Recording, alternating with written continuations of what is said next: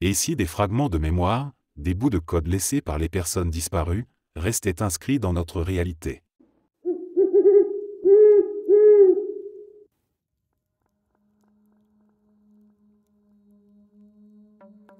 Le groupe sanguin de mon père a changé. Mon père a toujours été de groupe sanguin O négatif, et j'en suis absolument certain, car j'ai vu ses dossiers médicaux depuis que je suis tout petit. Toute ma famille a un groupe sanguin négatif, c'est quelque chose que nous avons toujours su et dont nous avons parlé à plusieurs reprises au fil des années. Récemment, mon père a décidé de se rendre à l'hôpital pour des examens médicaux, après avoir évité les médecins pendant près de 10 ans. Rien d'inquiétant au départ, juste des tests de routine pour s'assurer que tout allait bien. Quand les résultats sont arrivés, il a découvert quelque chose qui nous a tous laissés perplexes, son groupe sanguin est désormais O positif. Nous ne comprenons pas ce qui a pu se passer. Nous avons vérifié les anciens documents médicaux qu'il avait conservés, et tous indiquent clairement O négatif. Toute sa vie, cela a été son groupe sanguin. C'est un fait établi, confirmé par plusieurs tests au fil des années. Lorsque nous avons demandé au médecin si le groupe sanguin pouvait changer, il n'a pas pu nous donner d'explication claire. Il semblait aussi surpris que nous. Nous avons évoqué la possibilité que les premiers tests aient été erronés, mais c'est difficile à croire, car il avait passé plusieurs tests dans le passé, et tous confirmaient qu'il était O. Comment un groupe sanguin peut-il changer? Nous savons que certains facteurs, comme une greffe de moelle osseuse, peuvent théoriquement altérer le type de sang, mais mon père n'a jamais subi de telles interventions. Aucun événement médical majeur ou traitement particulier ne pourrait expliquer ce phénomène. Ce qui est encore plus étrange, c'est que personne dans notre famille n'a un groupe sanguin positif.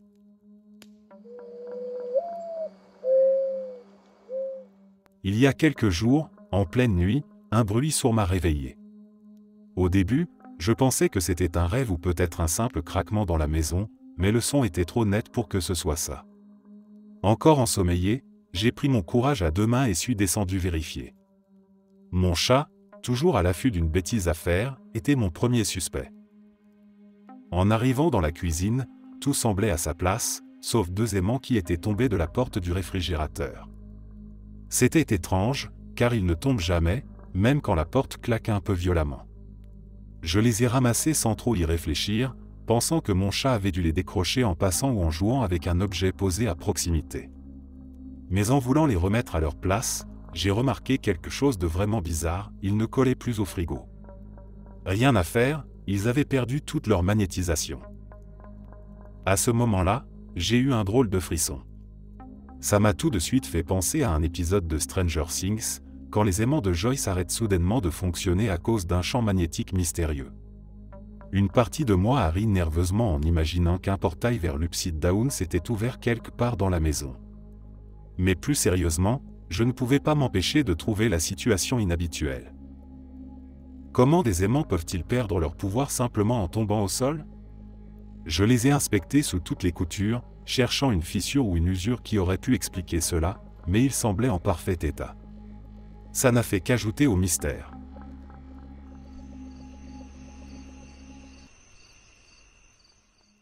Il y a tout juste 5 minutes, il m'est arrivé quelque chose que je ne parviens pas à expliquer.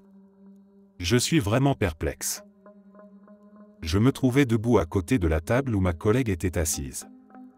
Son téléphone était posé sur la table, mais je n'étais absolument pas en contact avec cette dernière, ni avec mes coudes ni d'aucune autre manière. Tout se passait normalement jusqu'à ce qu'un événement étrange se produise. Au moment exact où son téléphone a vibré, j'ai ressenti une sensation profonde et indescriptible dans mon coude gauche. C'était comme une décharge électrique, une sorte d'impulsion intense qui a traversé mon coude, durant exactement le même laps de temps que la vibration du téléphone. Ce n'était ni douloureux ni effrayant, mais la sensation était si nette que j'ai su immédiatement qu'elle n'était pas ordinaire.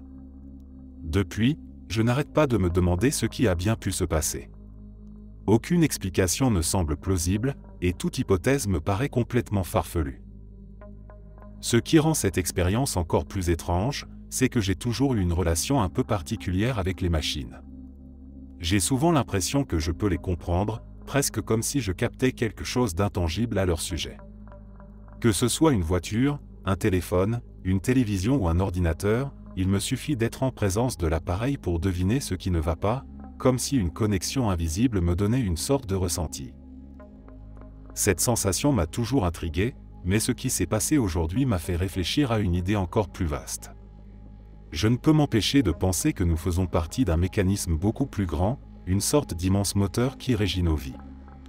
Peut-être que certaines personnes, comme moi, sont simplement plus en phase avec cette mécanique invisible. Ce coup d'électrique, cette connexion avec la vibration, m'a donné l'impression fugace que tout cela est lié. Pas une coïncidence, mais une sorte de signe que je n'arrive pas encore à interpréter.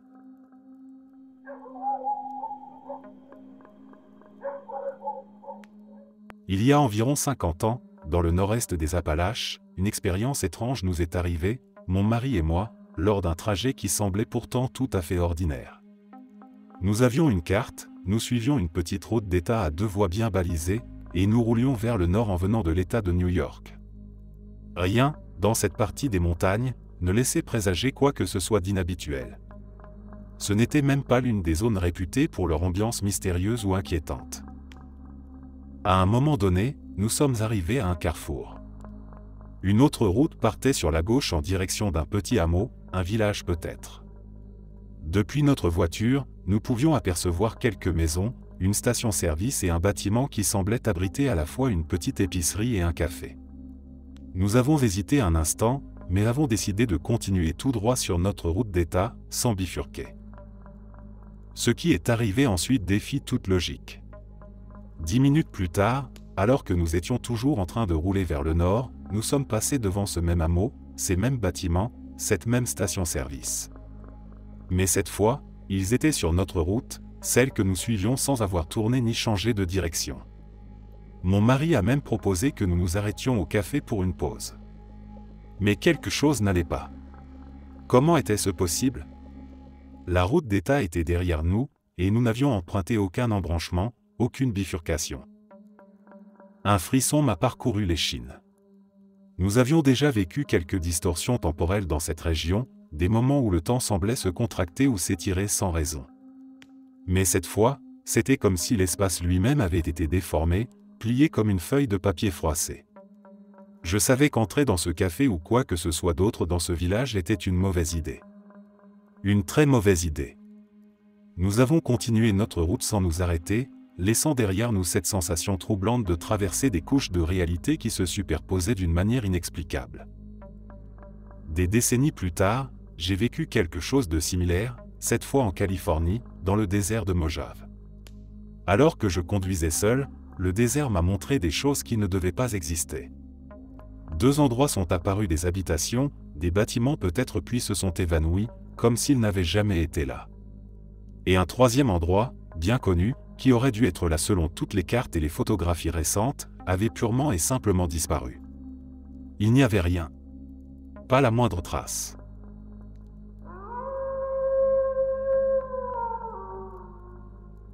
Le 7 octobre 2022, je rentrais chez moi après le travail, aux alentours de 23h30. Je roulais sur l'autoroute à environ 120 km/h, comme je le faisais habituellement sur ce trajet familier. Tout semblait normal, jusqu'à ce qu'un événement totalement inattendu se produise. En face de moi, surgissant au sommet d'une légère colline, un camion roulait en sens inverse, sans phares allumés. Il fonçait droit sur moi, à pleine vitesse. La scène semblait irréelle. Je me souviens avoir crié, incapable de réagir à temps pour éviter l'impact.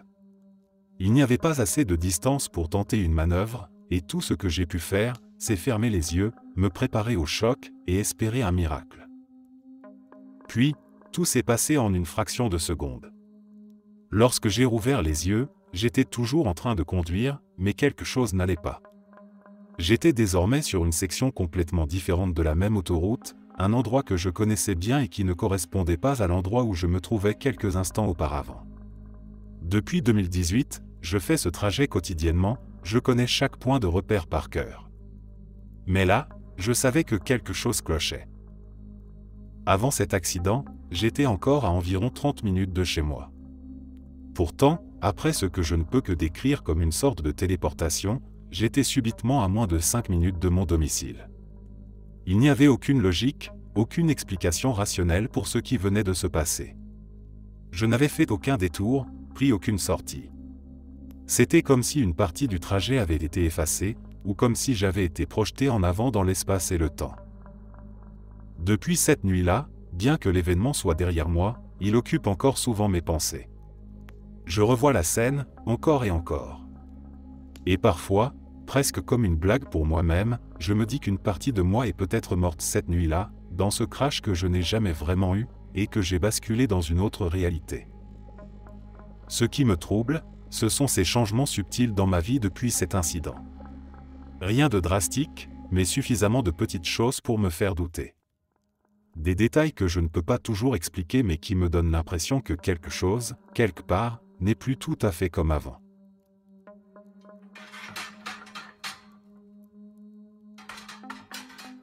Cela s'est passé il y a quelques années, mais je n'ai toujours aucune explication pour ce qui est arrivé. Mon partenaire et moi étions allés faire du lancer de hache avec des amis. Quand nous avons terminé, il a utilisé sa carte bancaire pour régler notre partie. Quelques-uns de nos amis ont alors proposé qu'on aille ensuite au bowling.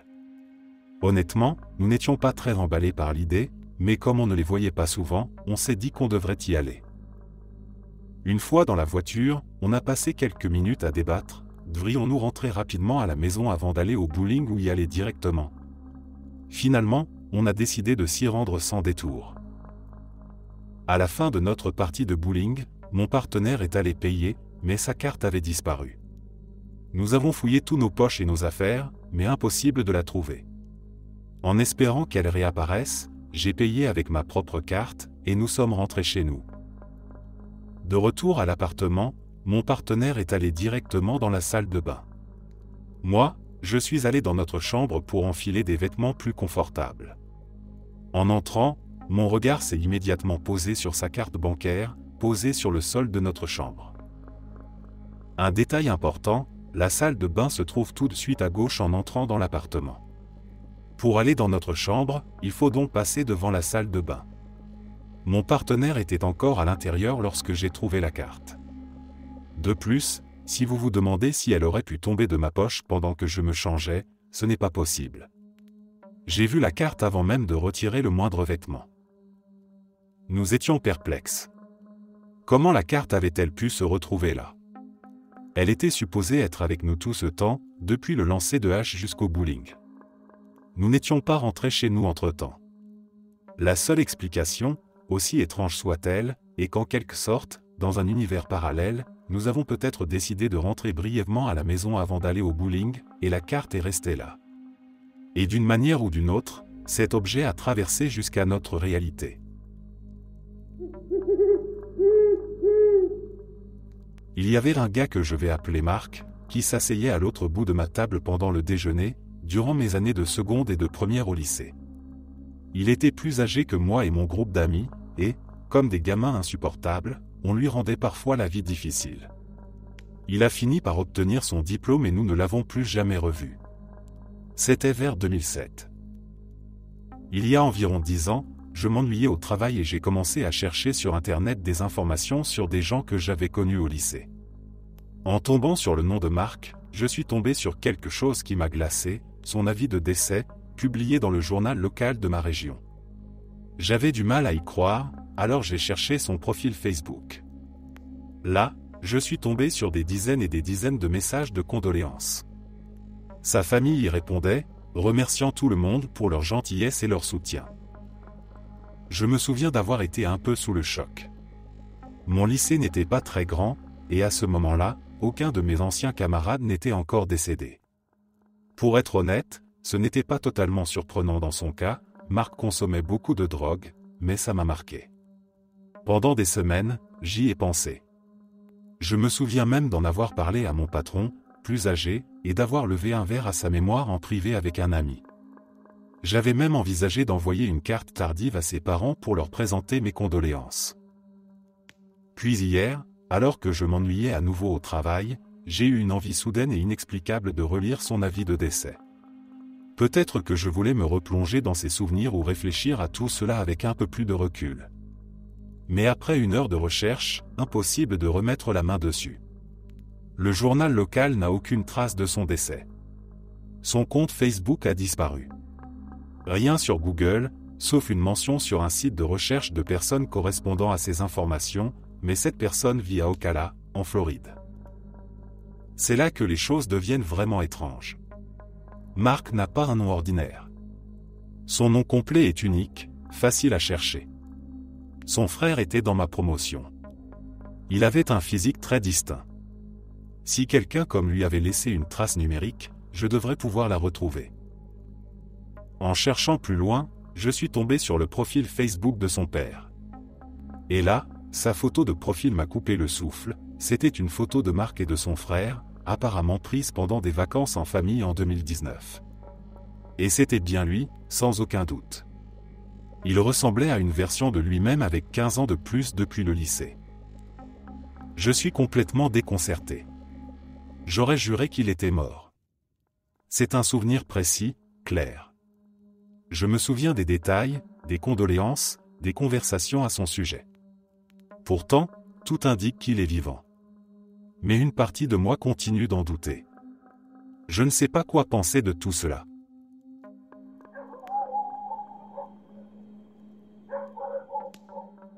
Il y a environ 1 an et demi, j'étais au travail, tranquillement installé à mon poste devant mon ordinateur. Une collègue était assise en face de moi, elle aussi concentrée sur son écran. Nous travaillions dans un bureau en open space, où une vingtaine de personnes étaient présentes ce jour-là. Toutes les lumières et tous les ordinateurs étaient allumés, comme d'habitude.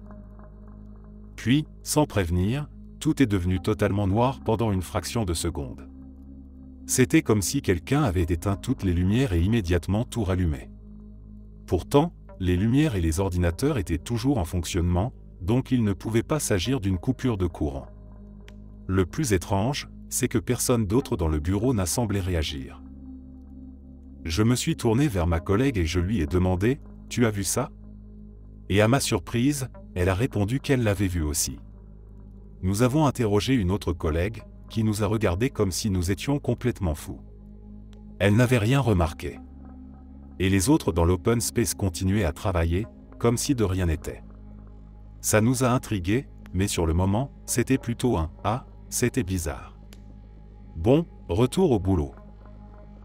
Puis, au milieu de l'année 2024, ça s'est reproduit. Cette fois encore, tout a plongé dans une obscurité totale, l'espace d'un instant. Et, comme la première fois, ma collègue et moi étions les seuls à l'avoir remarqué. Les lumières étaient toujours allumées, les ordinateurs fonctionnaient normalement, et les autres collègues n'avaient rien vu. Nous avons interrogé notre patronne, qui, comme la dernière fois, nous a regardés avec un mélange d'amusement et d'inquiétude, probablement en train de se demander si elle devait nous envoyer passer un bilan psychologique. Ce phénomène reste un mystère total. Ce n'est peut-être pas un glitch dans la matrice, mais c'est indéniablement étrange. Nous n'avons trouvé aucune explication logique. Pas de problème électrique, pas de coupure, rien. Et pourquoi serions-nous les seuls à l'avoir vécu ?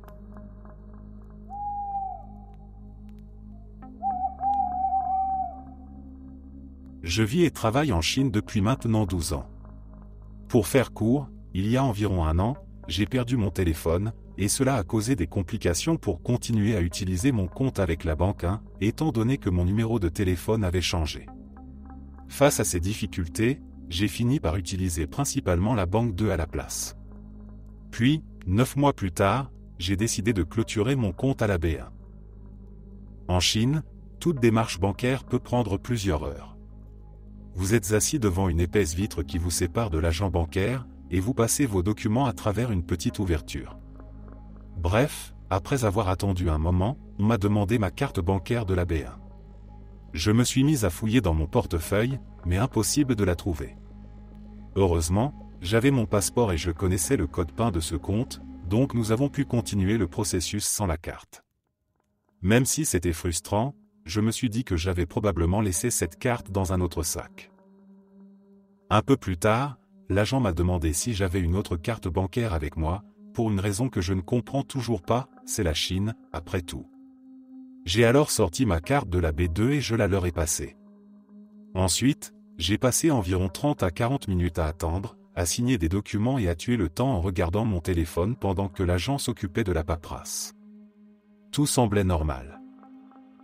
À la fin, ils m'ont rendu tous mes documents, mon passeport, des papiers que j'avais signés, etc. J'en ai profité pour revérifier plusieurs fois mon portefeuille, mais non, toujours pas de trace de la carte B1. Puis, l'agent a mentionné qu'il allait découper la carte bancaire, ce qui est une procédure habituelle pour les comptes clôturés. Je me suis immédiatement exclamé « Non, attendez, c'est ma carte de la B2. J'en ai encore besoin. » Mais alors, l'agent a levé la carte pour me la montrer, et c'était la carte de la B1. Celle que je n'avais pas sur moi et que je n'avais jamais donnée. Totalement incrédule, j'ai ouvert mon portefeuille pour vérifier la carte que j'avais donnée au début et elle était là, ma carte de la B2. La carte que j'avais pourtant passée à l'agent 30 ou 40 minutes plus tôt. Je n'ai pas su quoi dire. L'agent m'a simplement rendu tous mes documents, et je suis sorti, complètement déconcerté. Je savais que je n'avais pas la carte de la B1 avec moi lorsque je suis arrivé à la banque. J'avais cherché dans mon portefeuille plusieurs fois, et elle n'y était pas. En rentrant chez moi, j'ai même relu mes messages WhatsApp, qui traduisent les conversations en chinois, et j'ai trouvé la demande de l'agent pour n'importe quelle carte bancaire. Cela confirme que j'avais bel et bien donné la carte de la B2. Depuis cet événement, je n'ai pas eu d'autres expériences étranges ni de symptômes suggérant que je perdrais la tête. Mais en lisant d'autres récits similaires sur des forums, je commence à me demander, est-ce que j'ai vécu un glitch dans la matrice ce jour-là? Comment une carte bancaire peut-elle apparaître et disparaître sans explication?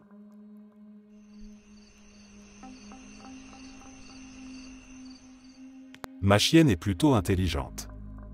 Elle sait comment pousser les portes avec son museau et elle connaît de nombreux ordres, même si elle n'a jamais suivi de dressage professionnel.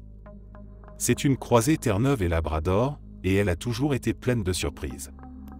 Mais ce qui s'est passé il y a environ 10 ans reste, à ce jour, l'un des moments les plus troublants que j'ai vécu avec elle. À l'époque, elle avait peut-être 2 ans. Un jour, je l'ai ramenée à l'intérieur pour lui donner un bain. Elle adore l'eau, elle pourrait passer des heures à nager mais, curieusement, elle déteste les bains. Je m'étais donc préparé mentalement à une séance où elle coopérerait à contre-séhure, juste assez pour que je puisse la laver. Je suis allé dans la salle de bain et j'ai commencé à remplir la baignoire avec de l'eau tiède. Puis, je suis sorti un moment pour aller chercher son shampoing spécial. Elle restait généralement tranquille dans ces moments-là, le temps que je prépare tout. Quand je suis revenu, cependant, j'ai été témoin de quelque chose que je n'aurais jamais cru possible. Ma chienne avait une patte posée sur le robinet qui contrôle l'eau chaude.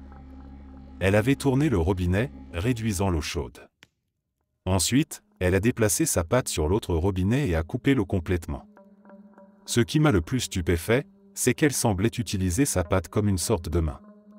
Elle avait réussi à agripper et tourner les robinets, des gestes que je n'aurais jamais imaginé possibles pour un chien. Je suis resté figé sur place, complètement incrédule. « Qu'est-ce que tu fais là ?» lui ai-je lancé. À ces mots, elle s'est retournée, m'a regardé un instant, puis s'est couchée tranquillement, comme si elle voulait dissimuler ce qu'elle venait de faire. Son attitude avait quelque chose de presque humain, comme si elle était embarrassée d'avoir été surprise. Depuis ce jour, elle n'a plus jamais fait quelque chose d'aussi étrange, ou alors, pas quand il y avait des humains pour la voir. Elle continue d'avoir des pattes tout à fait normales, sans aucune particularité physique qui pourrait expliquer comment elle a pu manipuler ses robinets comme une main. Mais je ne peux pas oublier ce moment. Pendant quelques instants, il m'a semblé qu'elle possédait une intelligence ou une capacité physique bien au-delà de ce que je croyais possible.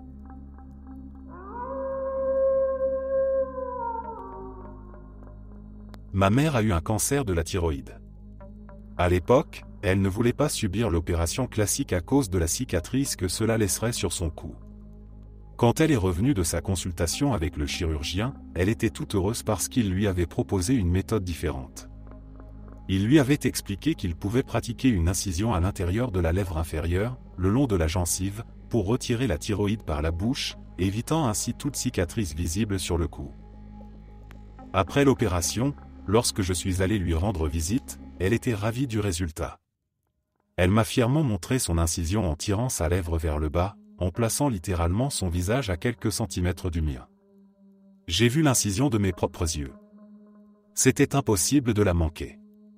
J'ai même trouvé ça un peu dégoûtant et lui ai dit « Ok, très bien, maman, merci, mais arrête de me montrer ça. » Si elle avait eu une coupure récente sur la gorge, je l'aurais évidemment remarqué. Tout cela était clair comme de l'eau de roche. Mon père parlait de combien elle était contente de l'opération. Mes frères et sœurs étaient également au courant. Tout cela s'est vraiment passé. Ce n'était pas un rêve. Ce genre de détails, on ne l'invente pas. Avance rapide de plusieurs années, j'ai moi aussi développé un cancer de la thyroïde, il est génétique. Lors de ma consultation avec le chirurgien, je lui ai demandé s'il pouvait faire cette opération par la bouche, pour éviter une cicatrice au cou. Il m'a répondu que ce n'était pas une option. Il a expliqué que pour retirer la thyroïde par la bouche, il fallait la couper en morceaux pour la faire passer, ce qui pouvait disperser des cellules cancéreuses dans la zone et augmenter le risque de propagation. Ce n'était donc pas une méthode utilisée pour les cas de cancer. Après ce rendez-vous, j'ai immédiatement envoyé un message à ma mère pour lui dire que son chirurgien avait pris un risque énorme en pratiquant cette opération. Et là, elle m'a répondu, totalement confuse, « De quoi tu parles ?» Je lui ai expliqué ce que mon chirurgien m'avait dit. Elle a rétorqué qu'elle n'avait jamais entendu parler de cette opération par la bouche. Puis elle m'a envoyé une photo de son cou, où l'on voit clairement une cicatrice fine mais visible, traversant l'avant de son cou. Je suis resté abasourdi.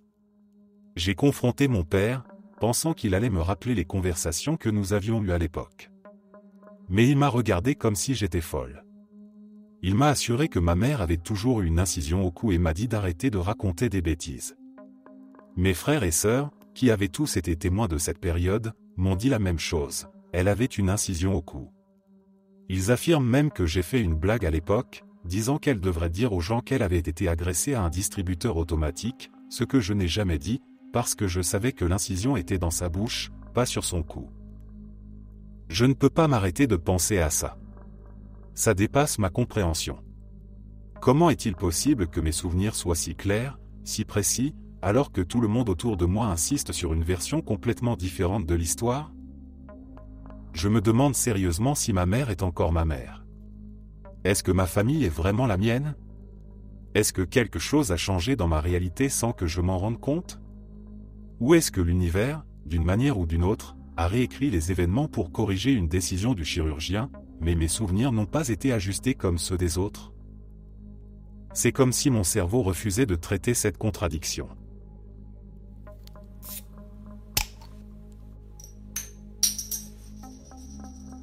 Cela s'est passé il y a seulement quelques heures, et je n'arrive pas à comprendre ce qui a bien pu arriver.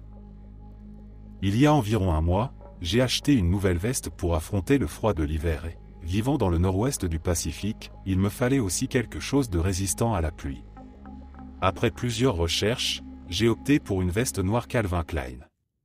Elle était entièrement noire, avait 2 poches aux endroits habituels pour les mains, un logo « CK » sur le bras gauche, et le zippé était à gauche au lieu de la droite. Je m'en souviens très bien parce que, chaque fois que je mettais ma veste pour aller au travail, je pensais à quel point cela m'agaçait que le zippé soit à gauche et non à droite, une caractéristique que l'on trouve souvent sur les vestes pour femmes.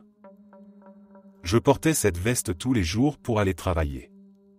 Je ne l'enlevais jamais au travail, parce qu'il faisait bien trop froid, et je sortais souvent à l'extérieur pendant mes pauses. Aucun de mes collègues ne possède une veste Calvin Klein. En fait, ils se sont même moqués de moi la première fois qu'ils ont vu la marque. Donc, c'était clair, cette veste était la mienne, et personne d'autre ne pouvait avoir une veste semblable dans mon entourage. Ce soir, j'ai décidé de laver ma veste avec d'autres vêtements noirs. Avant de la mettre dans la machine, j'ai vidé les poches comme je le fais toujours. J'ai retiré un paquet de chewing-gum, un stylo provenant d'un set unique que je suis le seul à posséder au travail, et une petite bouteille de parfum de voyage que je porte toujours avec moi. C'était un rappel clair, cette veste était bien la mienne, avec mes affaires personnelles à l'intérieur. Il était impossible que je confonde avec une veste appartenant à un collègue ou un membre de ma famille. Et encore une fois, aucun de mes collègues ne possède une veste Calvin Klein, et je ne l'enlève jamais au travail. Après le lavage, je sors les vêtements du sèche-linge, prêt à enfiler ma veste pour sortir dîner avec ma femme. Mais là, je suis complètement déconcerté. Ce n'est pas ma veste. Cette veste a une rayure blanche brillante qui descend tout le long, près du zippé. Le zippé est désormais du côté droit, le logo CK sur le bras gauche a été remplacé par un logo complet Calvin Klein, et l'intérieur de la veste est doublé de Sherpa. Ma veste n'avait pas de rayure blanche. Elle était entièrement noire. Le zippé était à gauche. Le logo disait simplement CK. Et elle n'était absolument pas doublée de Sherpa. J'ai eu une véritable crise de réalité. J'ai commencé à questionner tout ce que je savais. J'ai même appelé mon beau-père pour savoir s'il avait, par hasard, une veste Calvin Klein et s'il aurait pu l'oublier chez nous. Il m'a confirmé qu'il ne possède pas de veste de cette marque. Et je reviens encore et encore à ce point, j'ai vidé mes affaires personnelles de mes propres poches avant de mettre la veste dans la machine à laver. Pour ajouter au mystère, je suis allé sur le site du magasin où j'avais acheté ma veste. La veste que j'avais achetée il y a un mois n'existe plus. Il n'y a que ce nouveau modèle Sherpa, avec zippé à droite, rayures blanches et tout. C'est encore plus étrange quand je pense que cette veste Calvin Klein était le seul vêtement de marque un peu luxueux que je possédais. Tous mes autres vêtements viennent de Target ou de Fred Meyer, donc je ne peux pas confondre avec une autre veste de ma garde-robe. Je l'ai achetée il y a un mois et je l'ai portée tous les jours depuis. Je suis complètement perdu. Je n'ai jamais rien vécu de semblable.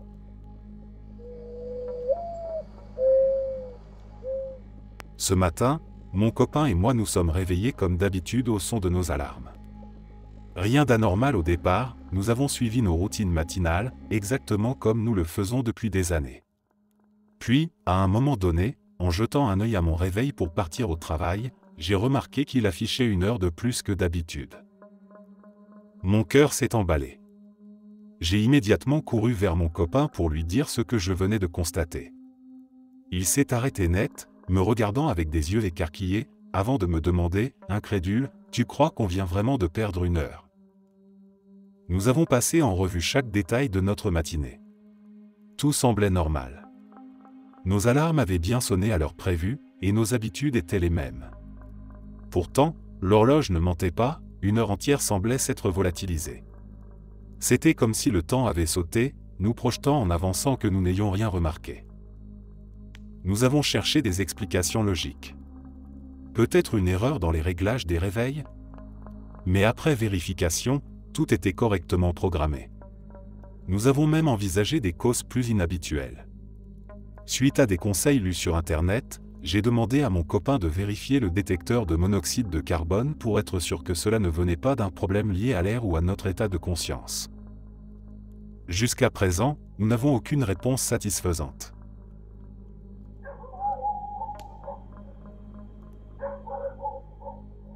Cela peut sembler une histoire banale ou même un peu ennuyeuse dans le domaine du paranormal, mais pour moi, qui l'ai vécu, cela défie toute explication logique ou rationnelle. Pour donner un peu de contexte, je suis promeneur de chiens sur la côte ouest de l'Écosse. Un jour pluvieux et misérable d'août, j'avais 5 chiens dans mon van pour une promenade en groupe. Comme il pleuvait, j'ai décidé de les emmener à la plage, en me disant qu'elle serait probablement vide par un temps aussi mauvais. En tournant sur le petit chemin de 400 mètres qui descend jusqu'à la plage, j'ai aperçu une autre voiture devant moi, qui se dirigeait également vers le parking. J'étais un peu déçu, car j'espérais avoir la plage pour moi tout seul. Cependant, cette plage a 2 baies distinctes, séparées par des rochers infranchissables, avec 2 chemins menant chacun à une baie depuis le parking. Je me suis donc dit que j'attendrais que ces gens choisissent leur baie avant de me diriger vers l'autre. En suivant la voiture dans le parking désert, je me suis immédiatement garé dans la première place sur la droite, tandis que l'autre voiture semblait continuer tout droit vers le fond du parking, à environ 30 ou 40 mètres. J'ai coupé le moteur et regardé par la fenêtre côté passager. La voiture avançait encore lentement, comme si elle allait enfin s'arrêter. J'ai attendu, pensant entendre le bruit des portières qui s'ouvrent et se ferment, mais rien. Intrigué, j'ai regardé de nouveau par la fenêtre, et la voiture continuait toujours à avancer lentement, comme si elle allait bientôt se garer mais elle ne le faisait jamais. Cela a commencé à me paraître un peu étrange, mais à ce moment-là, je n'étais qu'impatient. Les chiens dans le van ont commencé à gémir, frustrés que je ne les laisse pas sortir tout de suite. Pour les calmer, j'ai décidé de sortir et d'ouvrir les portes arrière du van. Les chiens étaient en caisse, donc ils ne pouvaient pas sauter dehors.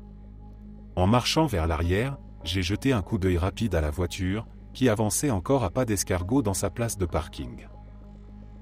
Puis, après avoir ouvert les portes, ce qui a pris une fraction de seconde, j'ai regardé à nouveau et la voiture avait disparu. Il n'y avait plus aucune trace d'elle. Le parking est une impasse. L'unique sortie était le chemin par lequel nous étions arrivés. Si la voiture avait fait demi-tour pour repartir, elle aurait dû passer à 1 mètre derrière moi, et je l'aurais forcément entendue.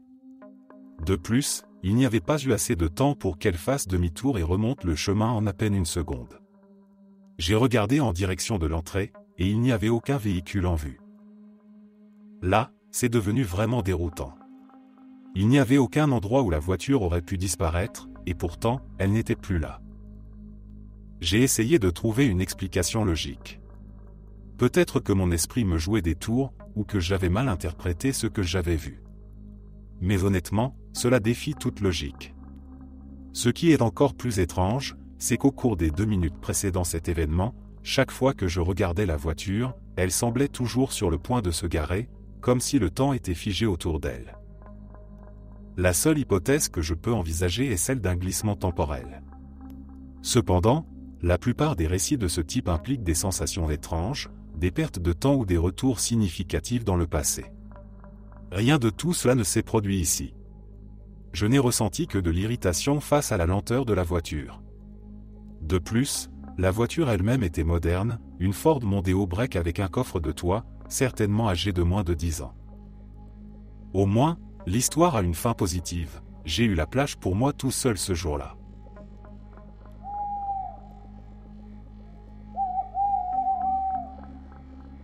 Il y a plusieurs années, mon beau-fils a reçu pour son anniversaire un jouet, 2 motos et un lanceur pour les faire courir sur le sol. L'une des motos était rouge, l'autre bleue. Peu de temps après avoir reçu ce cadeau, il est venu nous voir, contrarié, en disant que la moto rouge avait disparu. Nous avons supposé qu'il l'avait perdue dans le bazar de ses jouets ou au fond de son coffre à jouets, mais il insistait sur le fait qu'elle avait disparu alors qu'il jouait avec. Malgré tout, nous sommes passés à autre chose, convaincus qu'elle finirait par réapparaître. La maison où nous vivions à l'époque n'était pas très grande, environ 120 mètres carrés sur 1,5 étages, sans sous-sol. C'était donc difficile d'imaginer qu'un jouet puisse vraiment se perdre pour de bon. Cependant, cette maison avait son lot d'événements étranges, des voix provenant d'autres pièces alors que vous êtes seul, des bruits de pas dans les escaliers sans personne, des lumières qui s'allumaient alors qu'elles étaient éteintes, et bien sûr, la fameuse moto rouge n'a jamais été retrouvée. Des années plus tard, en 2009, nous avons commencé à préparer notre déménagement. Nous avions vendu la maison avec les appareils électroménagers, et nous avions empilé tous les manuels d'instruction et autres documents sur la machine à laver dans une petite pièce au fond de la maison. Un jour, en déposant quelque chose sur cette pile, j'ai remarqué un objet étrange en dessous. Cela m'a intrigué, car j'avais moi-même organisé cette pile plus tôt dans la journée, et j'étais le seul à être à la maison. En soulevant les manuels, j'ai découvert la moto rouge. À ce stade, avec tout ce qui s'était passé dans cette maison, j'ai simplement pensé, encore un coup des fantômes. J'ai pris la moto et l'ai déposée sur la table de la cuisine avant de retourner à mes tâches. Mais lorsque je suis revenu dans la cuisine plus tard, la moto avait de nouveau disparu. Elle s'était littéralement volatilisée. Avance rapide, 7 ans plus tard. Nos enfants les plus âgés avaient quitté la maison, y compris mon beau-fils. Nous étions en train de préparer un autre déménagement. Pendant que ma femme emballait des films dans le sous-sol, elle m'a appelé. Dans une des pièces du sous-sol, il y avait des placards étroits où nous rangions nos DVD et VHS. Derrière les films, appuyés contre le fond du placard, elle avait trouvé encore une fois, la moto rouge. Excédé mais intrigué, j'ai décidé de m'en débarrasser pour de bon. J'ai fouillé dans les vieilles affaires des enfants et retrouvé le lanceur avec la moto bleue toujours attachée dessus. J'ai fixé la moto rouge dans le lanceur, bien en place, et j'ai scotché le tout fermement pour éviter qu'elle ne disparaisse encore. Nous avions mis une grande boîte devant la maison pour y déposer les objets que nous donnions gratuitement. J'ai placé le lanceur, avec les 2 motos, dans cette boîte, en me disant que des enfants du quartier les récupéreraient. Quelques heures plus tard, en sortant d'autres objets, j'ai vu un groupe de 5 ou 6 enfants fouiller dans la boîte. L'un d'eux a sorti le lanceur avec la moto bleue toujours scotchée dessus, mais la rouge avait disparu à nouveau. Les enfants ont même fait la remarque qu'il n'y avait qu'une seule moto. Plus tard dans la soirée, la boîte était presque vide, et le lanceur avait disparu. Je me demande si les enfants qui l'ont emporté ont retrouvé la moto rouge chez eux ou si elle a continué à disparaître et réapparaître comme elle l'a fait chez nous.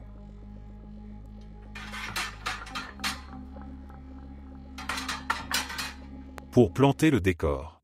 J'étais dans la file d'attente à la caisse d'un supermarché, et devant moi, il y avait un couple âgé, que je devinerais être dans la trentaine de leurs 80 ans. L'homme avait une terrible bosse qui le forçait à toujours regarder vers le bas. Ils déchargeaient leur chariot derrière un séparateur en plastique sur le tapis roulant. Devant ce séparateur, il y avait déjà des articles appartenant aux personnes qui étaient encore devant eux. C'est à ce moment-là que la dame âgée s'est concentrée sur le fait de sortir quelque chose des profondeurs de leur immense chariot. Pendant ce temps, son mari a attrapé d'une seule main ce qui semblait être 1 ou 2 barquettes empilées de bail, probablement des myrtilles. Il s'est penché au-dessus du séparateur du tapis roulant et a posé les barquettes devant le séparateur, là où se trouvaient les articles des clients précédents. J'ai tout vu se dérouler et je suis presque sûr que le vieil homme ne s'est pas rendu compte de l'endroit où il avait déposé les baies. La caissière, qui était toujours en train de scanner les articles des clients devant eux, a attrapé la barquette et l'a scannée sans réfléchir. Voyant cela, j'ai fait un geste et dit tout haut, « Êtes-vous sûr que ce sont vos courses ?» Tout le monde m'a regardé comme si j'étais bizarre. Une femme appartenant au groupe des receveurs de bail a levé les yeux, m'a entendu, puis a baissé les yeux pour voir les baies dans les mains de la caissière. Après un moment d'hésitation, les baies ont été scannées et placées dans le chariot de ses clients, qui ont ensuite payé et quitté la file.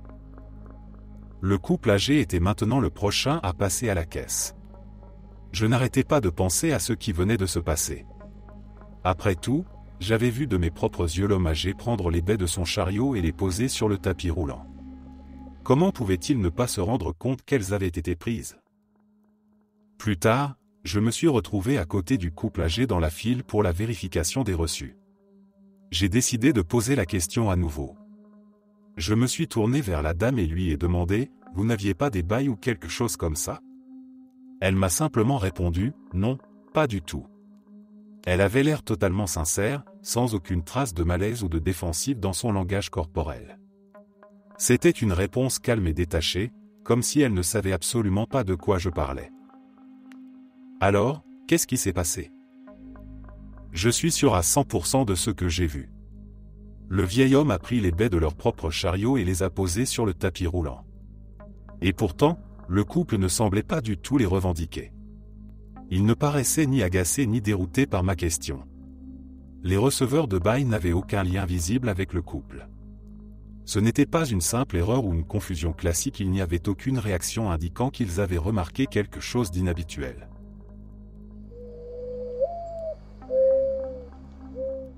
Je suis étudiant à l'université et je suis rentré chez moi pour les vacances d'hiver. Ce jour-là, ma mère m'avait demandé de passer au supermarché local pour acheter quelques produits de base, du riz, du lait, ce genre de choses.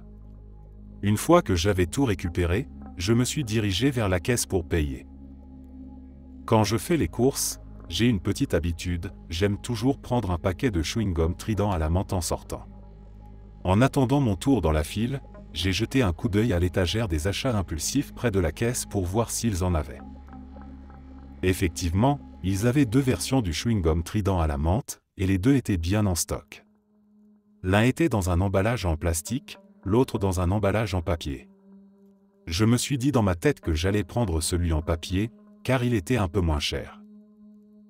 Je me suis tourné une seconde pour poser mes articles sur le tapis roulant de la caisse, puis j'ai regardé à nouveau l'étagère pour attraper le paquet en papier. Mais cette fois, il n'y avait plus rien. L'étagère était vide, comme si tous les paquets en papier avaient soudainement disparu. Cela m'a donné des frissons. C'était un truc tellement insignifiant et pourtant profondément déroutant. J'avais littéralement vu ces paquets en papier juste avant, et ils étaient bien là. Comment avait-il pu disparaître en l'espace d'une seconde? Et pourquoi n'y avait-il toujours que ceux en plastique, un peu plus chers? Sérieusement, c'était comme si la matrice avait glitché pour que je doive payer $1 de plus pour mon chewing-gum.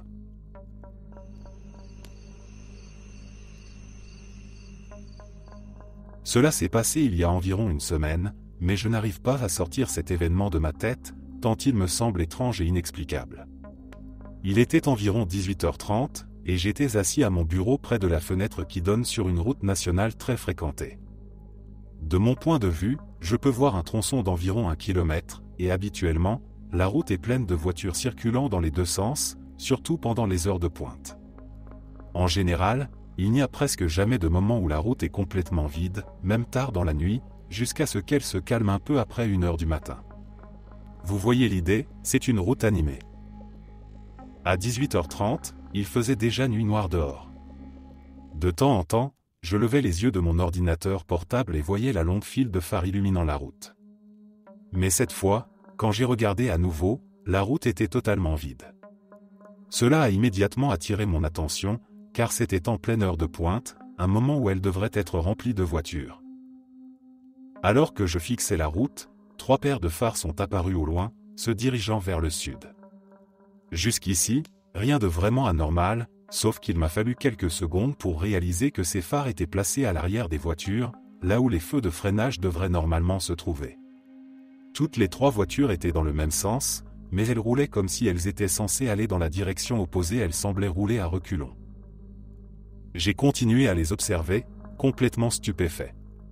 Sous la lumière de la lune, je pouvais distinguer les silhouettes des voitures et voir clairement les faibles lueurs rouges des feux arrière à l'avant, là où les phares auraient dû être. Elles roulaient à une vitesse constante, environ 100 km/h, et la distance entre elles restait parfaitement identique, comme si elles étaient synchronisées. Je les ai regardées jusqu'à ce qu'elles sortent de mon champ de vision, disparaissant au loin. Et presque instantanément après leur disparition, la circulation habituelle a repris, comme si de rien n'était. La route s'est de nouveau remplie de voitures, dans les deux sens, avec un flot ininterrompu de phares. C'est la première fois que quelque chose d'aussi bizarre m'arrive.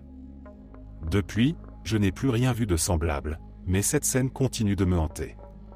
Il y avait quelque chose d'étrangement mécanique et synchronisé dans la manière dont ces voitures roulaient, comme si elles obéissaient à une sorte de règle différente de celle de notre monde. J'ai essayé de trouver des explications rationnelles. Une voiture qui en remorque une autre? J'y ai pensé, mais les voitures étaient trop espacées pour que ce soit le cas. De plus, même si c'était cela, le véhicule de tête aurait été orienté dans la bonne direction. Un problème de perception? Je n'étais pas fatigué ni privé de sommeil. J'ai vu cette scène avec une clarté totale, et je suis certain de ce que j'ai observé.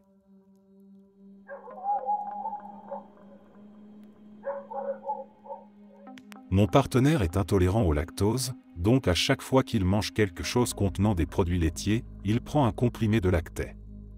Pour le réveillon du Nouvel An, nous sommes allés dîner dans un restaurant chic. Une fois assis, il a réalisé, très contrarié, qu'il avait oublié d'apporter ses comprimés avec lui. Je lui ai suggéré d'aller vérifier dans la voiture pendant que j'attendais au restaurant. Pendant qu'il allait chercher, la serveuse a apporté nos entrées. Heureusement, en fouillant dans la voiture, il a trouvé un seul paquet contenant un comprimé. Soulagé, il est revenu au restaurant, le comprimé en main, et s'est assis avec moi. Nous avons commencé à profiter de nos entrées. Il a pris son comprimé, laissant l'emballage vide à côté de son verre d'eau. Tout semblait parfaitement normal. Après avoir terminé nos entrées, je me suis mis à réorganiser un peu la table pour faciliter le travail de la serveuse. En soulevant l'un des plats, j'ai découvert, à ma grande surprise, un autre comprimé de lactet encore dans son emballage, glissé sous l'assiette. Confuse, j'ai ramassé le paquet et dit « Eh, chérie, tu n'as pas pris ton lactet ?» Il m'a regardé, tout aussi surpris, et m'a répondu « Mais si, je l'ai pris, regarde. » Il m'a montré l'emballage vide qu'il avait laissé à côté de son verre. Quoi? Nous nous sommes retrouvés avec 2 paquets de lactet sur la table. Au début, j'ai pensé qu'il avait peut-être trouvé 2 comprimés connectés en voiture, car les paquets sont souvent vendus en bande de 6 comprimés, mais il m'a assuré qu'il n'en avait trouvé qu'un seul. Pour en avoir le cœur net, j'ai examiné les 2 emballages et là, c'est devenu encore plus étrange, ils n'étaient même pas de la même marque. L'un venait d'une marque différente, avec une date d'expiration différente de l'autre.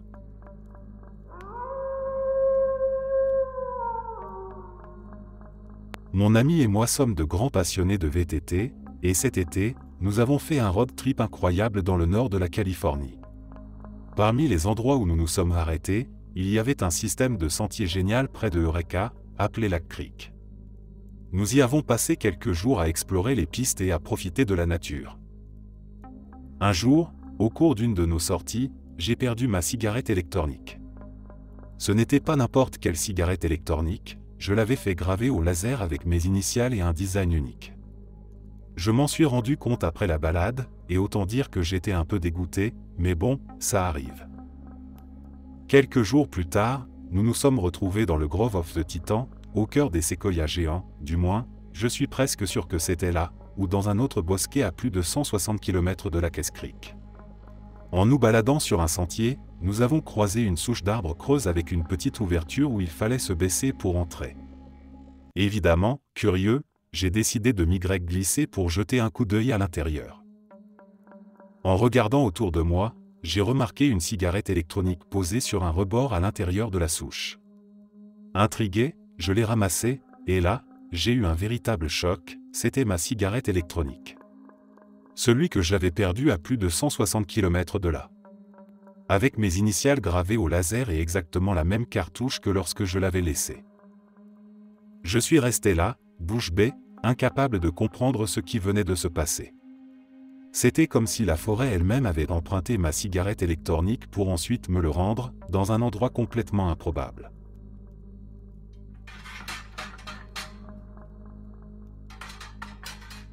J'habite dans une région où la plupart des maisons ont plus de 100 ans, datant d'une époque où les bâtiments étaient conçus avec d'énormes fenêtres. À l'époque, ces grandes fenêtres permettaient de faire entrer un maximum de lumière naturelle pour compléter l'éclairage au gaz, les lampes à kérosène ou les bougies. Elles s'ouvraient largement en été pour laisser passer la brise, et étaient souvent accompagnées de radiateurs brûlants placés juste en dessous, pour qu'on puisse les laisser ouvertes même en hiver, pour aérer pendant la saison des grippes. Bref, ces grandes fenêtres, typiques et nombreuses, sont une caractéristique de presque toutes les maisons ici. Sur le chemin du travail, nous passons régulièrement devant une maison bleu pâle. Elle est située au bord d'une petite allée, en face d'un parking, et l'entrée principale est sur le côté, entre cette maison et celle d'Axe en grave côté.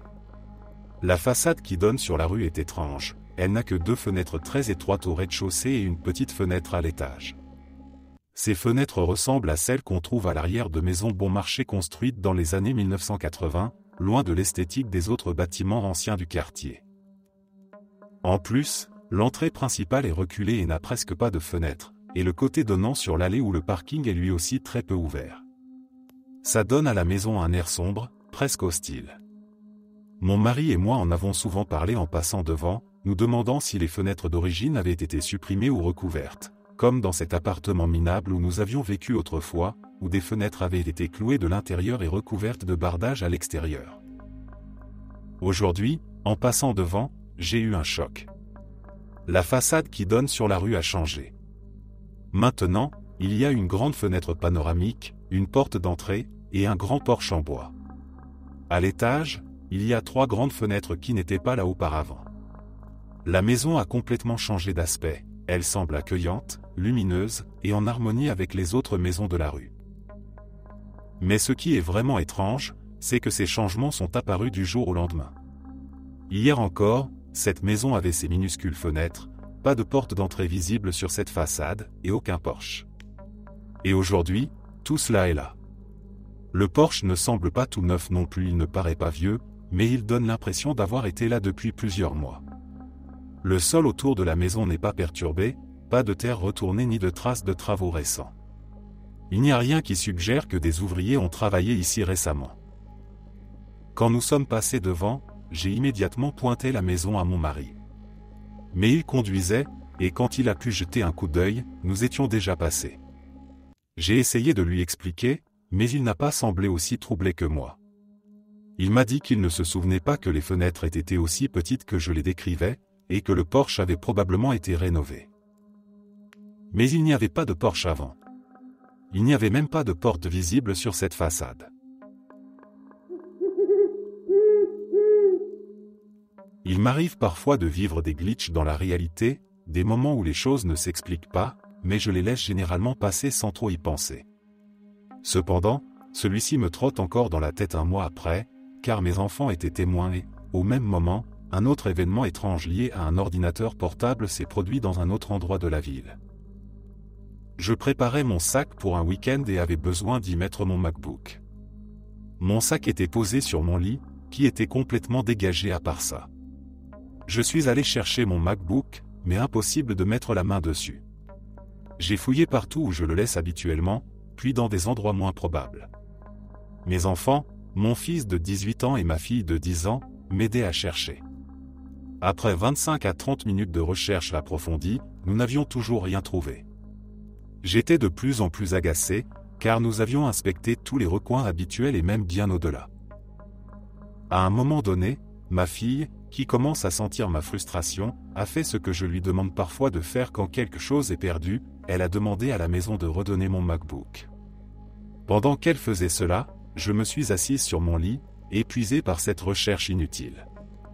Je lui ai dit qu'elle n'avait pas besoin de continuer à chercher, que j'allais finir par le retrouver. J'ai ensuite fixé les étagères en face de mon lit, essayant de réfléchir calmement à un nouvel endroit où chercher. C'est alors que j'ai posé machinalement ma main sur le lit, juste là où je venais de m'asseoir, et j'ai senti quelque chose de froid et solide sous ma paume. Je l'ai attrapé, et c'était mon MacBook. Il était là, posé exactement à l'endroit où je m'étais assise quelques secondes plus tôt. Mon lit a une housse blanche, et mon MacBook est doré, ce qui le rend impossible à manquer. Il ne pouvait pas être là tout ce temps sans que je le voie.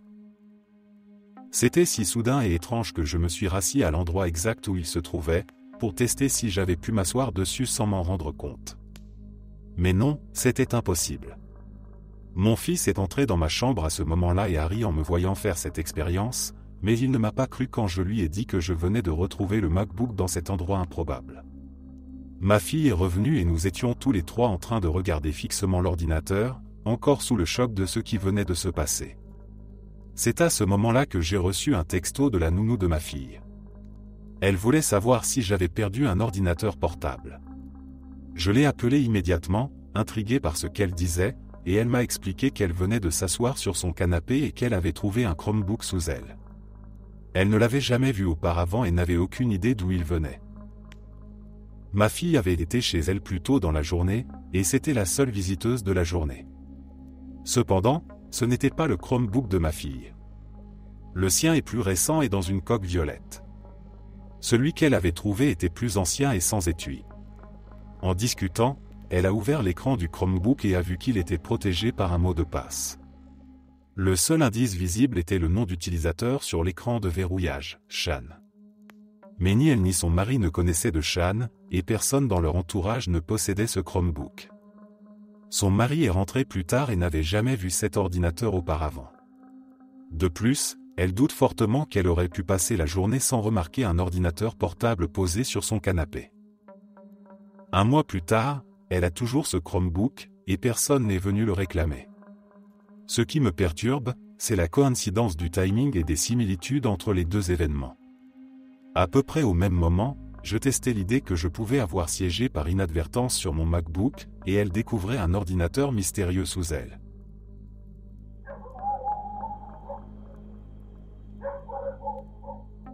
Cela s'est passé il y a quelques jours à peine. Pour Noël, mon mari et moi sommes allés chez mes parents, qui habitent à quelques heures de route. Nous y sommes restés plusieurs jours. Comme à chaque voyage, j'avais préparé une trousse de maquillage, dans laquelle j'avais glissé mon rouge à lèvres préféré, le Fenty Beauty Gloss Bomb Stick en teinte Fenty Glow. Je l'avais acheté le 14 septembre, donc j'avais eu largement le temps de l'utiliser et de l'adorer avant notre séjour. De retour à la maison après Noël, j'ai déballé ma trousse de maquillage comme d'habitude. Quelques jours plus tard, je voulais utiliser ce rouge à lèvres, mais impossible de mettre la main dessus. J'ai fouillé partout. Je possède pas mal de maquillage, donc j'ai pensé qu'il était peut-être caché parmi mes autres rouges à lèvres, dans un sac à main que j'avais utilisé, ou peut-être qu'il était tombé dans la voiture. Mais je me souvenais clairement de l'avoir emporté pour notre voyage. Les semaines ont passé, et je ne l'ai jamais retrouvé. Mon mari m'a même aidé à chercher dans la maison et dans la voiture, mais rien. À un moment, j'ai failli en acheter un autre, tellement ce rouge à lèvres me manquait. Mais je me suis dit, dès que j'en achète un nouveau, je vais retrouver l'ancien. Vous savez, cette espèce de superstition qui semble souvent se confirmer. Finalement, j'ai passé une commande chez Ulta sans racheter le rouge à lèvres, me disant que j'allais encore patienter un peu. Et comme par magie, le lendemain, j'ai retrouvé mon rouge à lèvres. Il était dans la trousse de maquillage que j'avais emportée pour Noël, mais dans une petite poche à l'avant que je n'utilise presque jamais. J'ai sorti le rouge à lèvres, soulagé de l'avoir retrouvé. Mais en l'ouvrant, je suis resté sans voix. Il était neuf, totalement intact. Ce type de rouge à lèvres a le logo de la marque gravé sur le dessus, et dès qu'on l'utilise une seule fois, ce logo disparaît à cause de la texture fine de la formule. Là, mon rouge à lèvres préféré, que j'avais perdu et manqué pendant des semaines, était comme si je ne l'avais jamais utilisé. Je me suis assise, complètement perplexe, en essayant de comprendre. Ce n'était pas possible. À moins que je ne l'ai jamais utilisé, mais j'ai des souvenirs très clairs de l'avoir appliqué plusieurs fois et de l'adorer, au point d'avoir failli dépenser 25 $ pour le remplacer. J'ai montré le rouge à lèvres à mon mari, avec le logo encore intact. Lui aussi a trouvé ça super étrange.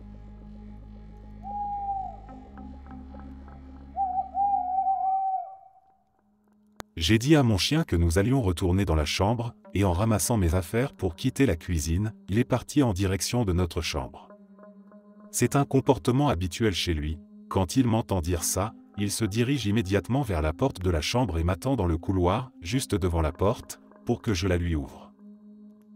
Mais cette fois, quand je suis sorti de la cuisine et que je suis arrivé dans le couloir, il n'était pas là. J'ai regardé attentivement dans le couloir, comme je le fais toujours, mais il n'était pas près de la porte de ma chambre comme d'habitude. Toutes les autres portes du couloir étaient fermées et bien enclenchées dans leur loquet, et le couloir se termine par un placard à linge près de ma chambre. Il n'avait donc nulle part où aller. J'ai vérifié 2 fois pour être sûr. Pas de traces de mon chien. Aucun des loquets de porte n'avait bougé, et je n'ai entendu aucun bruit de porte s'ouvrir ou se fermer. Les loquets de ces portes émettent un son distinct quand on les manipule. Frustré et perplexe, je me suis retourné pour demander à mon père, qui était dans le salon, s'il avait vu mon chien. Et c'est là que je l'ai entendu. Des pas derrière moi. Quand je me suis retourné à nouveau, mon chien était dans le couloir, marchant tranquillement vers moi, comme s'il avait été là tout ce temps. Mais c'était impossible. Les portes étaient toujours bien fermées, comme je l'avais constaté quelques secondes auparavant, et il n'y avait aucun bruit ou signe qu'une porte ait pu s'ouvrir ou se refermer. Il n'y avait aucune façon logique pour lui d'être là. Pourtant, je l'ai bien vu marcher les quelques derniers pas en direction de ma chambre, comme si rien d'étrange ne s'était passé. Je sais avec certitude qu'il n'était pas dans ce couloir quand je l'ai vérifié la première fois, et il n'a pas pu venir du salon, où se trouvait mon père, car je l'aurais vu passer. À moins qu'il n'ait été suspendu au plafond, et clairement, ce n'est pas possible, il était invisible une seconde et réapparu la suivante. Mon chien ne sait pas ouvrir les portes. Et quand il les referme par accident en les poussant, il se retrouve toujours piégé dans la pièce parce que les portes s'ouvrent vers l'intérieur. Donc, même s'il avait réussi à entrer dans une pièce, ce qui est déjà peu probable, il n'aurait pas pu en sortir tout seul.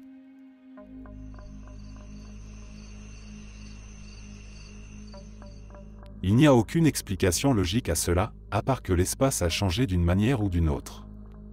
Dans ma cuisine, j'ai un extracteur de jus qui reste en permanence sur le comptoir. Lorsqu'il est monté, le poussoir, cette pièce qui sert à enfoncer les aliments dans le extracteur, dépasse assez largement. Depuis 1 an, j'ai pris l'habitude de retirer le poussoir quand je n'utilise pas l'appareil, parce qu'il est tellement grand que je ne peux pas ouvrir le placard situé au-dessus du extracteur. Le poussoir dépassait d'environ 1 pouce, 2 à 3 cm, au-dessus du bas du placard, et à chaque fois que quelqu'un essayait d'ouvrir la porte, elle venait cogner contre le poussoir. C'était agaçant, et cela nous rappelait sans cesse que cet appareil n'était pas tout à fait adapté à cet espace. Eh bien, tout cela vient de changer, et je n'ai aucune explication. Aujourd'hui, j'ai déplacé le extracteur pour nettoyer le comptoir en profondeur. Quand je l'ai remis en place, j'ai remarqué que le poussoir était plus bas. Il se trouve maintenant à environ 1 pouce en dessous du bas du placard, et la porte s'ouvre parfaitement sans le moindre problème. J'ai appelé un membre de ma famille qui vit avec moi, parce que je n'arrivais pas à y croire. Elle était tout aussi stupéfaite que moi.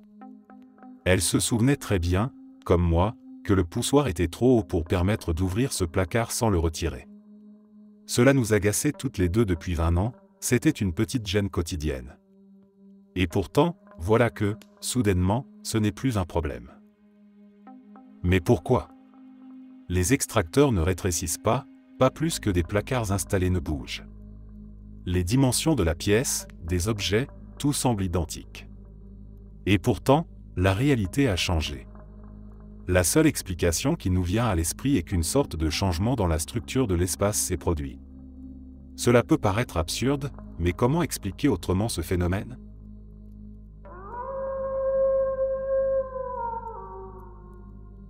Après plus de 20 ans d'efforts acharnés, d'économie et de compromis, ma femme et moi avions enfin accompli notre rêve, quitter la ville. Nous n'en pouvions plus du bruit constant, du balai incessant des klaxons et des conversations étouffées derrière les murs trop fins de notre immeuble. Nous rêvions d'un endroit paisible, où seuls les chants des oiseaux et le souffle du vent troubleraient le silence. Après de longues recherches, nous avions trouvé une maison parfaite, modeste, nichée dans un petit village entouré de champs verdoyants et de bois anciens. L'arrivée fut à la fois excitante et intimidante. Le déménagement nous avait épuisés, mais nous étions remplis d'une énergie nouvelle, prêts à savourer le début d'un chapitre plus serein de notre vie. Le calme environnant contrastait tellement avec le tumulte de la ville qu'il nous semblait presque irréel. Alors que nous vidions les cartons sur le seuil de notre maison, une silhouette s'est avancée dans l'allée. C'était une vieille dame, frêle mais élégante dans sa simplicité. Elle portait un plat recouvert d'un torchon immaculé, et son visage ridé rayonnait de chaleur. Elle nous a tendu le plat avec un sourire bienveillant.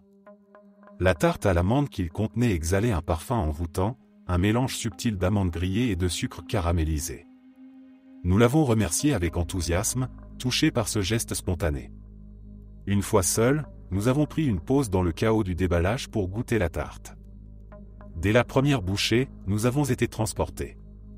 La pâte était croustillante et fondante à la fois, la garniture riche mais parfaitement équilibrée. Nous n'avions jamais rien mangé de tel. Cette tarte était, sans l'ombre d'un doute, une des meilleures que nous avions jamais dégustées. Le lendemain matin, encore émerveillés par ce premier contact si chaleureux, nous avons décidé de rendre le plat à la vieille dame et de la remercier en personne. Sa maison se trouvait juste à côté de la nôtre, légèrement en retrait, presque dissimulée derrière des buissons sauvages et une végétation envahissante. En nous approchant, nous avons remarqué que l'endroit semblait étrangement négligé. La peinture des volets s'écaillait, les vitres étaient ternes et poussiéreuses, et l'allée semblait abandonnée depuis longtemps. En frappant à la porte, nous avons attendu un moment. Aucun bruit ne provenait de l'intérieur. Nous avons insisté, frappant plus fort cette fois, mais toujours rien. Intrigués, nous avons contourné la maison pour jeter un coup d'œil par une fenêtre. Ce que nous avons vu nous a laissé perplexes, l'intérieur était dans un état d'abandon avancé. De vieilles toiles d'araignée pendaient au coin des plafonds, et une fine couche de poussière recouvrait chaque surface. La maison donnait l'impression de n'avoir pas été habitée depuis des années. Interloqués, nous avons décidé de demander à l'un de nos autres voisins s'il connaissait la vieille dame. En frappant à la porte de la maison d'en face, un homme d'un certain âge, au visage marqué par le temps, nous a accueillis. Nous lui avons expliqué notre rencontre et lui avons décrit la dame ainsi que la tarte. Son visage s'est figé dans une expression d'étonnement. Il nous a alors expliqué que cette maison était vide depuis longtemps. La propriétaire, une vieille dame, était décédée il y avait 2 ans. Elle était connue dans le village pour ses tartes à l'amande, réputées comme les meilleures de la région. La veille, nous avions reçu une tarte de cette dame en personne. Nous avions vu son sourire, senti le parfum de son gâteau, et goûté chaque bouchée. Le plat que nous avions encore dans les mains en était la preuve irréfutable.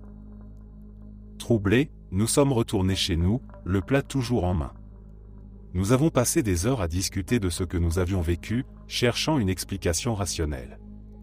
Quelques jours plus tard, alors que nous voulions montrer le plat à un autre voisin pour corroborer notre histoire, nous avons découvert qu'il avait disparu. Nous l'avions pourtant laissé en évidence sur une étagère de la cuisine. Nous plaisantons parfois en disant que nous vivons dans une simulation et que cette rencontre était un bug, une anomalie dans le code. Chaque fois que nous la racontons, nos auditeurs se montrent sceptiques, parfois amusés. Depuis cet événement, une idée étrange me traverse souvent l'esprit, et si des fragments de mémoire, des bouts de code laissés par les personnes disparues, restaient inscrits dans notre réalité? Peut-être que ces fragments, porteurs d'habitudes ou d'actions profondément ancrées, refont surface de manière fugace, comme un écho dans un programme imparfait. Merci d'être resté jusqu'à la fin. N'oubliez pas d'aimer la vidéo, de vous abonner et de partager vos propres histoires en commentaire. On se retrouve demain à la même heure devant ce feu.